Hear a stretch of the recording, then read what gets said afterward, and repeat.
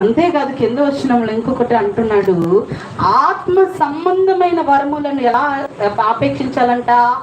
ఆసక్తితో అపేక్షించాలి. ఎలాగంటమ్మా? ఆసక్తితో. ప్రవచన వరమును మొదటిది ఏంటి? ఆత్మ వరములు. తర్వాతది ప్రవచనం. ఆత్మ శరీరానితో పోటీ ఉంటుందా? ఆత్మ వేరు, శరీరం వేరు. ఆత్మ ఎప్పుడైతే ఆత్మ వరములను మనము అపేక్షిస్తూ ఉంటామో మన శరీరము మన ఆత్మతో ఏకీభవించదు. హల్లెలూయా. ఆ రెండు వేరుగా మారిపోతాయి. నీ ఆత్మ ఎప్పుడైతే దేవునిని కోరుకుంటా ఉంటుందో నీ శరీరము కూడా నువ్వు ఎవరిని వైపు నడిపిస్తున్నావంటే దేవుని వైపు నడిపిస్తా ఉన్నాడు. నీ ఆత్మలో నీవు వరములను నువ్వు అపేక్షిస్తే యేసుక్రీస్తు ఎలా అయితే సిలువను జయించాడో ఈ లోకంలో నీవు శ్రమను కూడా జయించగలవు. హల్లెలూయా. అందుకనే ఆత్మ వరములను ఆసక్తితో అపేక్షించుడి. ప్రవచనములను కూడా ప్రవచనములు ఎవరికంటమ్మా? కింద వచనంలో, ఎందుకనగా భాషతో మాట్లాడువాడు మనుషులతో కాదు దేవునితో. మనం అనుకుంటాం భాషలంటే ఏదో మనతోనే మాట్లాడేస్తా ఉన్నాడు దేవుడు, దేవుడు మనల్ని తాకుతా ఉన్నాడు అనుకుంటా ఉంటాం. భాష అదేంటంట? దేవునితో మాట్లాడుట. హల్లెలూయా. నా సొంత మాట కాదు, బైబిల్ గ్రంథం చెప్తా ఉంది, భాషతో మాట్లాడువాడు తనతో తాను కాదు దేవునితో. ఒకసారి కొంతమంది భాషలు వస్తూ ఉంటాయి, మాట్లాడుతూ ఉంటారు.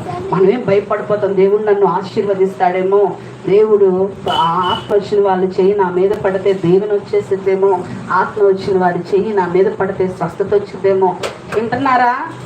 తల్లి పైకి ఎత్తండి. ఆత్మ వచ్చిన వాళ్ళు నన్ను తాకితే ఆ ప్రభావం వచ్చిద్దేమో అనుకుంటారు. కాదు కాదు, అద్భుతాలు చేయువాడు యేసుక్రీస్తు మాత్రమే. హల్లెలూయా. హల్లెలూయా. ఎవరమ్మా అద్భుతాలు చేసేవారు? యేసయ్య మాత్రమే. ఆత్మ ఇచ్చేవాడు యేసయ్య. వేరే వాళ్ళ తాకిడి కాదు మనం పొందాల్సింది, వేరే వారి యొక్క ఇది కాదు మనం పొందవలసింది.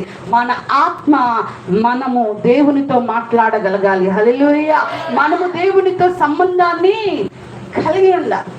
నువ్వు దేవునితో మాట్లాడే అనుభవం ఉండాలి, నువ్వు దేవునిని స్తుతించే అనుభవం ఉండాలి, దేవుడిని కనపరిచే అనుభవం ఉండాలి. ఆత్మ వచ్చిందంటే మనకి స్వస్థత జరిగిద్దని కానీ కాదు, భ్రమపడిపోతున్నాం. చాలా కాలం నుంచి మనము భ్రమపడిపోతాం.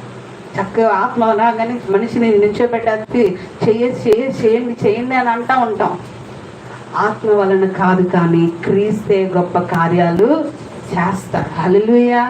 హల్లెలూయా. కొత్త బోధగా ఉందా? కొత్తగా చెప్తున్నట్టుందా?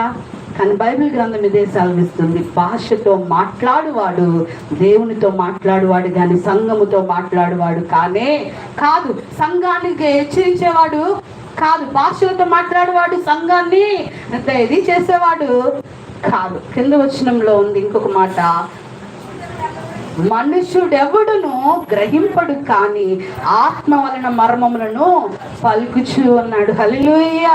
మనలో చాలా మంది భాషలు మాట్లాడుతూ ఉంటే గ్రహింపు ఉండదు, చాలా మంది మాట్లాడుతూ ఉంటే తెలియదు. కానీ మనుషుడెవడు గ్రహింపడు, ఆత్మ ప్రతి ఒక్కటి గ్రహిస్తుంది, మర్మములను తెలియచేసి.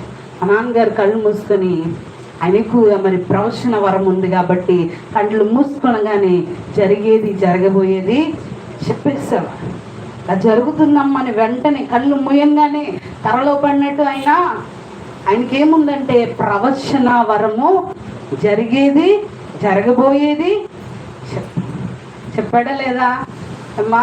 ఆయన చెప్పింది వెంటనే మరుసటి దినానికల్లా జరిగిపోయింది. అది ఎవరిచ్చింది?